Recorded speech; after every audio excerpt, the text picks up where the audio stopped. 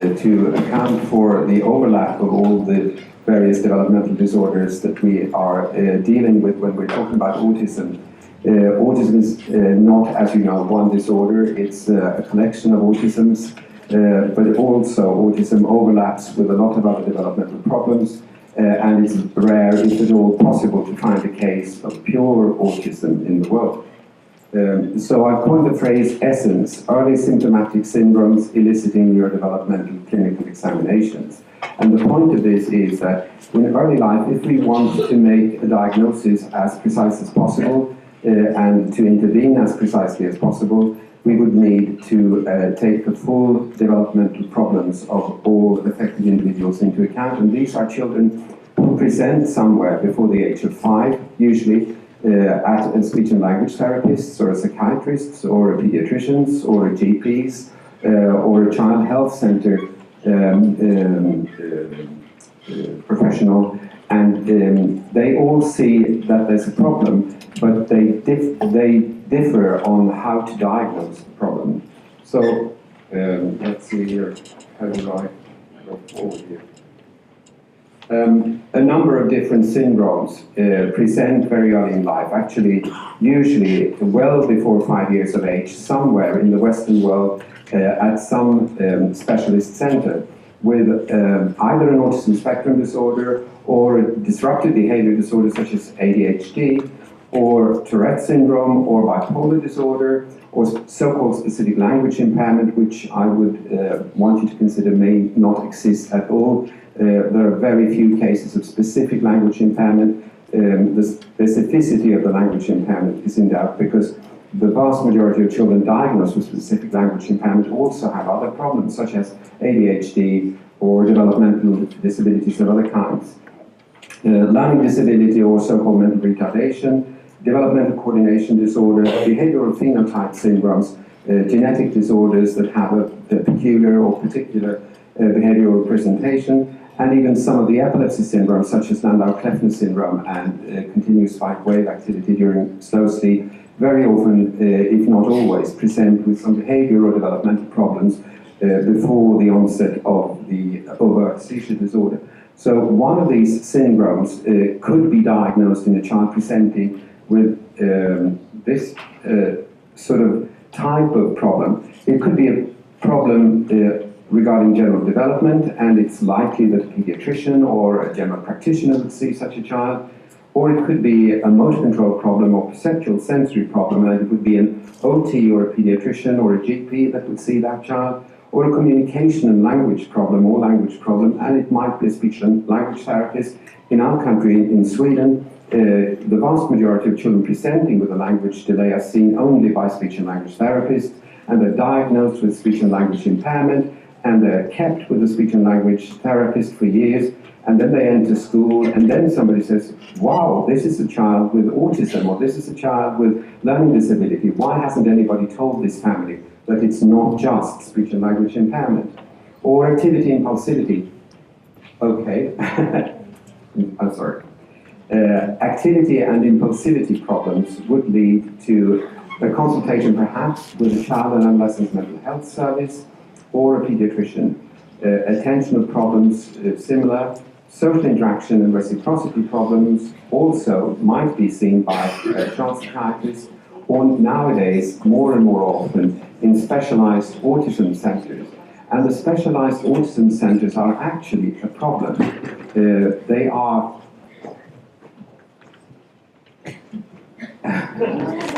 Okay. So I'll just show a few slides then and talk very slowly. The autism centers that we are currently experiencing growing up all over the world are very often so focused on autism that they miss out on all the other problems that children with autism actually usually have. So even though I have been one of the people in the world who really advocated for autism centers for a long, long time, I'm slowly beginning to see the backside of this, in that people who work in the autism centers, if not properly trained in the whole ESSENCE sort of way of thinking about developmental disorders, might miss out on very important things like attention deficits in children with Asperger's syndrome, speech and language problems that may be real speech and language problems in children with autism, etc. Tourette syndrome is usually missed out on, depression, and a lot of other things in specialized autism centers. I'm not saying that autism centers could not be very good, but the current development, at least in our country, is for them to become over-specialized on just autism. You can see on this list that even things like early feeding problems are very often the first signal that there is one of these essence disorders.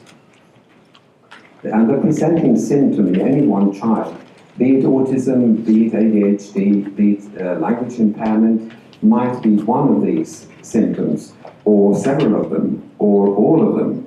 And it's very difficult to say at the primary stage which one or which of these conditions will eventually be diagnosable. So I'll give you two examples of how things can turn out if we just look at where the child shows up with a symptom. We have looked at children presenting in well baby clinics with language impairment at 2.5. We looked at all the children presenting in one area of a suburb of Gothenburg. So it's a total population study looking at over 1,000 children, and 6% of those 2.5-year-olds had some degree of language impairment as judged by screening at 2.5. They had fewer than 50 communicative words, or major comprehension difficulties, or even major disarticulation problems. And they were also seen by speech and language therapists who diagnosed according to language tests that there was indeed a language impairment, not just that there was a symptom of language impairment, but testing showed that they had severe language impairment. Now, they were followed up when they were 4, 6, and 7.5 years of age by people blind to the original assessment with a control group of children who didn't have the diagnosed language impairment. They all had persistent language problems at 4, 6, and 7.5. The majority had dyslexia at 7.5, and 70% had either autism, Asperger's syndrome, ADHD, learning disability, or an IQ in between 70 and 80 at 7.5 years of age. So a full 70% of children presenting with language impairment in the general population turn out to have an essence diagnosable problem, such as autism, ADHD, or learning disability. And again, I would like to stress this is in the general population. So saying that a child with language impairment is likely at 2.5 to grow out of the problem is not likely to be true. More than half, and indeed 70% at least, have a major neuropsychiatric neurodevelopmental disorder 5 years down the line. If we instead look at children referred with a suspicion of autism or a social communication disorder, we did the first such study in the world in the 1980s when we looked at 28 children. At the time, it was a big group of children under the age of 3 presenting with suspicion of autism. 75% of those children met criteria for autism spectrum disorders several years down the line, and all the others, all the 7 other children, met criteria for another essence disorder, ADHD or mental retardation, language delay. Now, just recently we published a much bigger study on similarly aged children presenting with a suspicion of autism at 2.5 to 3. 208 children in Stockholm, and when followed up, they met criteria for an autism spectrum disorder in 90% of the cases. And the remaining 10% met criteria for another developmental disorder. So it's very, very, very unlikely, if at all likely to happen, that somebody presenting with a clinical strong suspicion of autism before the age of about 3 is not going to have a major developmental disorder several years down the line. So it's very unlikely that you're going to make a false positive scare, as it were. They may not all have classic autism once they're followed up. In fact, only about half of them will still have classic autism when you look at them several years down the line. But all the others will have either another autism spectrum disorder, such as Asperger's syndrome, or another developmental essence disorder. So if we're looking at what are the first symptoms that we have in the literature or in clinical practice in terms of autism, what do we know about the presenting symptoms in terms of autism? Motor control problems are the only problems that have been consistently reported in the first year of life in children with autism. That is, children later presenting with a diagnosis of autism or Asperger's syndrome. They have a Möbius-like face. They look as though their facial nerves are not, that their facial muscles are not innervated. They have very strange movements from back to front and so-called compartmentalized motor development. Perceptual abnormalities, including auditory perceptual abnormalities, are very typical of young children with autism, including things like not responding to their own name. Language problems usually, of course, are not diagnosable until into the second and sometimes even third year of life. Behavior problems are present, if you ask carefully, in almost everybody with autism in the first few years of life. And there's very little initiation, if any, of joint attention. On the other hand, children with autism cannot be separated out from other children in terms of not being able to respond to joint attention attempts by other people. Other people may well be able to initiate a joint attention episode, as it were, with somebody with autism, but the child with autism does not initiate the joint attention. This is probably typical of autism. Hyperactivity and impulsivity are usually extreme when they are present in autism, and any child presenting with huge ADHD-type symptoms in the first few years of life should be suspected first and foremost of having autism rather than having just ADHD. Or another essence disorder such as epilepsy or a strong degree of learning disability. Hypoactivity, on the other hand, is also present in a proportion of cases, and sleep problems very often in this group. Delayed general development and mood swings are also common first symptoms in autism, and one or several of these could be the presenting symptoms in autism. Now, what about ADHD? Well, if you look at the list that's in the literature, you'll find it's exactly the same list of symptoms, except the self-initiated joint attention, which isn't on the list of typical symptoms of ADHD in the first few years of life. So just judging by early symptoms, you wouldn't be able to say, well, that's very likely autism rather than ADHD, except maybe extremes of hyperactivity, which, of course, most people would think that's ADHD. Well, it's usually not ADHD if it presents in the first few years of life with extremes of hyperactivity. So how many children are affected by essence problems? At least 10% of children under 18 are at that time being affected by any type of psychiatric major disorder in this group, including ADHD, autism spectrum, Tourette's syndrome, conduct disorder, and bipolar disorder. And another 10% of all young people are affected by various kinds of psychosocial problems. And some of those may be triggered or interacting with essence. About 5%, usually included in these two other groups, are children with dyslexia. And the vast majority of children with dyslexia have language problems early in life. And as you can see and understand from what I've already said, there's a huge degree of overlap between the various diagnostic categories here. It's not easy to say, this is just autism, this is just ADHD. You'll have to wait and see over time whether more symptoms emerge of other developmental problems.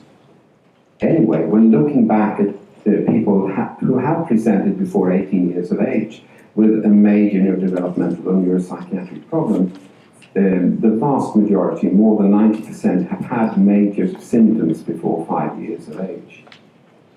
So, how common? We've already heard that it's a common problem, and ASD, autism spectrum disorders, are at least 1% of the general population. The new studies suggest it's probably even more common than that. But also, if you think about it, one person with an autism spectrum disorder has about 6 or 7 very close people who are related to this person. So at least 6 to 10% of the general population of people are affected in their daily lives by autism. If you have a member in your family or in your extended family with autism, you're hit by autism, as it were. And so many people are affected by autism in that sense. It's not even just 1%, but more like 5 to 10% of the general population. Half of all children with autism are currently, at least in Sweden, recognized before the age of 5 to 6 years, and the main presenting symptoms we've already spoken about. Now, here's a list of the coexisting disorders that you will find in autism in any population study of autism. Epilepsy, about 20%, and there's a very poor outcome if the epilepsy is left untreated. Other medical disorders are present in another 20%, intellectual disability in 15 to 20%, ADHD in 31 to 50%, tic disorders 40%, and interestingly, young children who have tics and autism have a better outcome altogether than children who don't have tics in this group. OCD is present in 10%, depression in 20%, bipolar disorder in 15%, catatonia in 15%, usually emerging around the time of adolescence, anxiety in 25%, no coexisting disorder, 0%, and sleep disorders in 50%. I'd like to also make the point that most of the current evidence suggests that autism in itself predicts autism in the long run, but it doesn't necessarily predict a terrible outcome.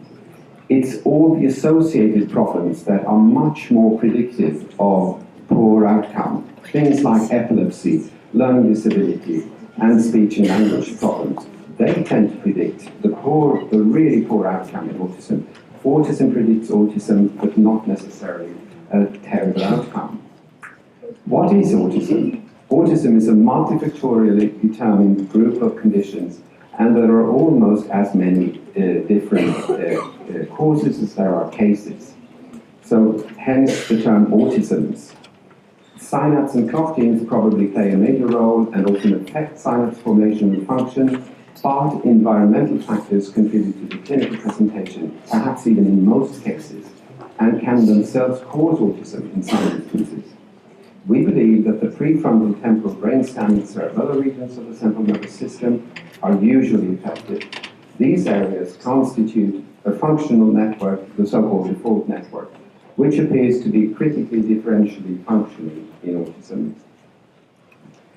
Now, ADHD, as an example of essence, occurs in about 5% of all school-age children, and so with the same line of reasoning as in autism, you would expect about 25% of the general population to be affected by ADHD. They have ADHD in their families.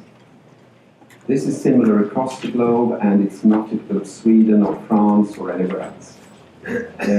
What is ADHD? Well, it's a largely genetic, similar phenotype problem resulting also from various types of environmentally caused brain dysfunction, for instance, in connection with prematurity. And autism and ADHD are both similar in terms of not exactly where in the brain it is and which functions in the brain are hit, but the underlying problems are genetic and environmentally triggered. In ADHD, I already mentioned that there are 0% no comorbidity cases in autism. And there are about 15% of all ADHD cases in the general population who don't have another condition. 85% at the very least have another condition. Boys are overrepresented in the clinical world, girls are clearly missed, and girls probably have a slightly different phenotype.